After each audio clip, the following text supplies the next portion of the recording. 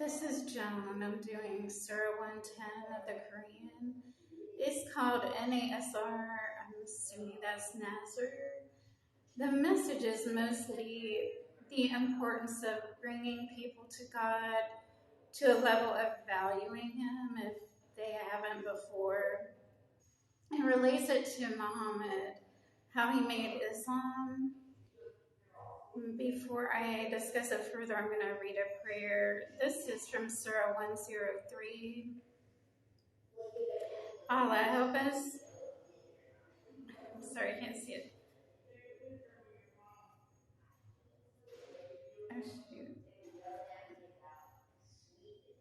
Help us use the passage of time to achieve your will. Certainly, humankind is in grave loss, except those of faith, doing good and bringing people to truth with perseverance.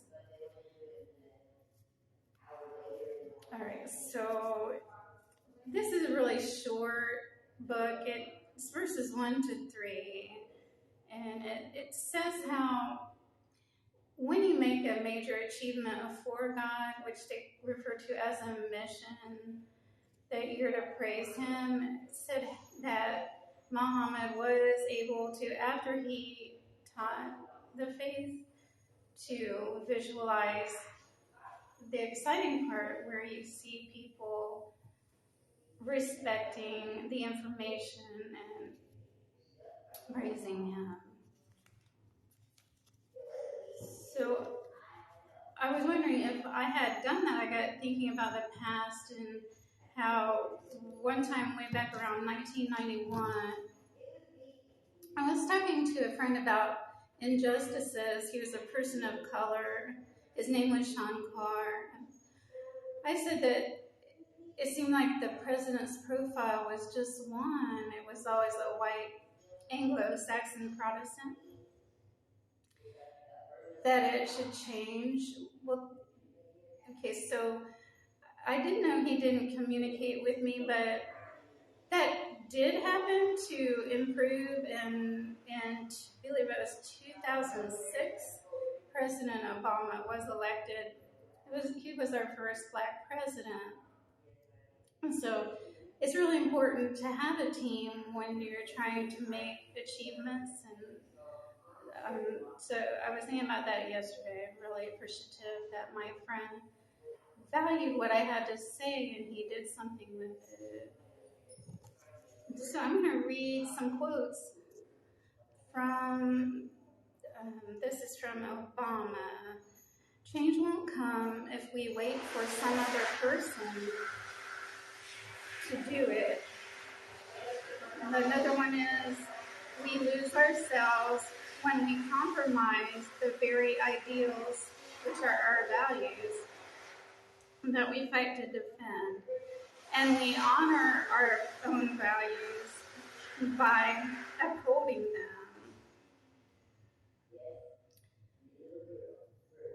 them. Not just when it's easy to do so, but when it's difficult. And then it says, I wanted to mention how I was taught as a child. I started out fighting. I was taught not to fight. And I just wanted to say one more time that I believe the message is really not to cross out fighting, but more when to fight and how to do it properly. Then I did want a woman to be a leader in America. I was hoping for Hillary Clinton to be president, so I thought I'd share some sayings I like she had to give the public. Every woman deserves the right to realize her God-given potential. Take criticism seriously, but not personally. That's tough to do because of the emotional part. Too many women in the country, we speak the same language and it's silence. And the message was, I guess, the way I think about it is about injustices. Sometimes we don't tell other people when they happen to speak out. I was kind of down today. Some people have been making me feel that way, and I thought I'd share why I personally value God. I value life. Many people just value material environment and wealth.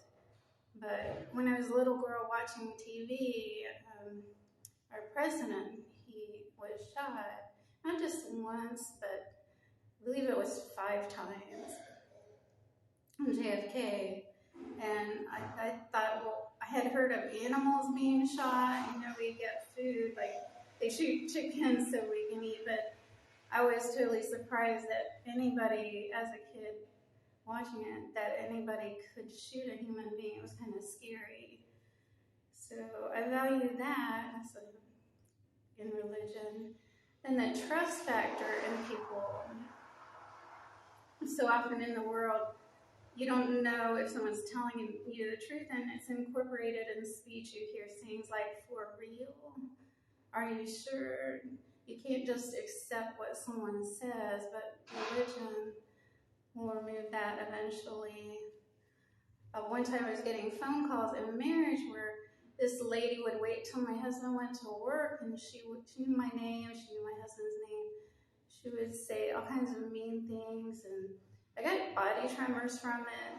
But it messes with your head. I said, to my husband, "Who is this person?" He said, "I don't know her." And so can you trust someone's word? And it really messes your head up. So in my second marriage, I went through it again. I talked to him about it, and he wrote me a letter I could read when I was going through it. And it was like, "Take my hand, everything's going to be okay." And he, I did eventually work through it.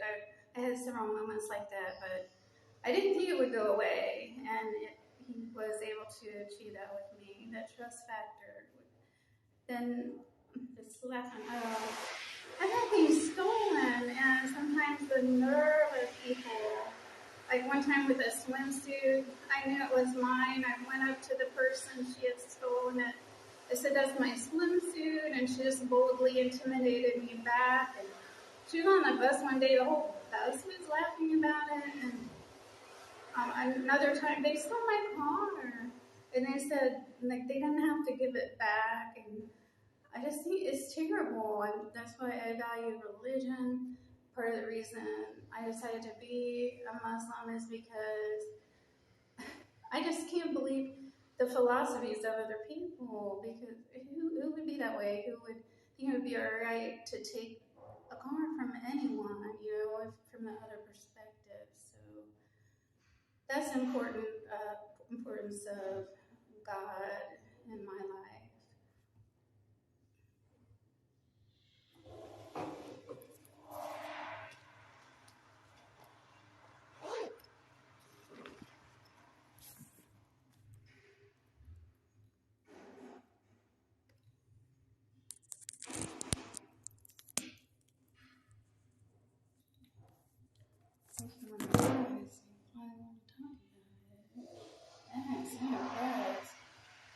No one will hear. I'll speak it forever. You can steal everything, make fun of me, kill me, whatever you say. It's still all on tape.